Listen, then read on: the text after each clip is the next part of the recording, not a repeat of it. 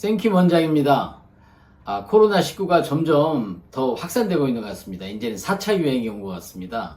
우리나라도 700명이 넘어가고 또 인도 같은 경우 40만, 50만 넘어가고 있습니다. 그러나 코로나19가 많은 사람들이 적응을 하긴 해서 좀 무뎌지기도 한 것 같지만 실제로는 하루아침에 없어질 것 같지는 않습니다. 여러 가지 백신들이 나와서 화이자, 모더나, 마스트라제네카 또는 독일에서 또 큐어백이라는 새로운 mRNA 백신이 나온다고 하는데 백신이 나옴에도 불구하고 점점 코로나는 확산되고 있습니다. 마스크는 가장 좋은 백신이라고 생각이 되는데요. 마스크를 많이 쓰다 보니까 피부가 트러블이 많이 생깁니다. 특히 이제 마스크 때문에 여드름도 많이 생겨서 마스크 여드름이라는 새로운 의학 용어도 생기고 피부가 더욱더 중요한 시대가 됐습니다. 마스크로 인해서 또 줄 때문에 위아래 혈액순환 때문에 약간 부어있고 마스크로 인해서 여러 가지 피부에 문제가 있습니다. 피부는 아주 중요한 기관이 됐습니다. 본래 사실 중요한 기관인데 너무 미용만 강조해서 피부가 미용만이라고 많이 알고 있지만 실제로는 제 생각에는 피부는 건강의 척도입니다.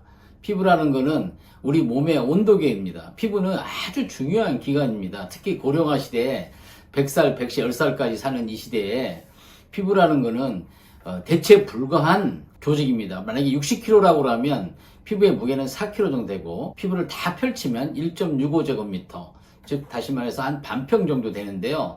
이 피부는 대체 불가한 조직입니다. 콩팥 같은 경우는 남의 거 이식해도 되고 간도 남의 거 이식해도 되고 하나뿐인 심장도 남의 거 이식해도 되지만 피부는 이식한다는 거는 내 거 이식하는 거지 남의 거 이식하는 게 불가능합니다. 그래서 어떻게든지 피부는 잘 보존하면서 가야 되는 건강기관이지 미용기관이라고 생각하지 않습니다. 그래서 피부의 건강을 50대 넘어서 심지어는 40대 넘어서부터 거의 한 100살, 110살까 60년, 70년을 잘 보존해야 되는데 어떻게 해야 되겠느냐?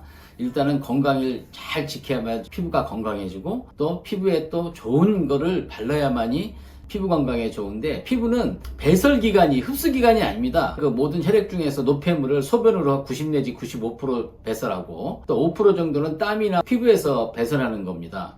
그래서 피부라는 거는 흡수기관이 아닙니다. 이제는 개념을 바꿔서 미용이 아니라 피부는 건강의 척도라는 것을 생각해야 됩니다. 그래서 피부에 뭘 발라야 되느냐? 저는 비타민C를 강력하게 추천합니다.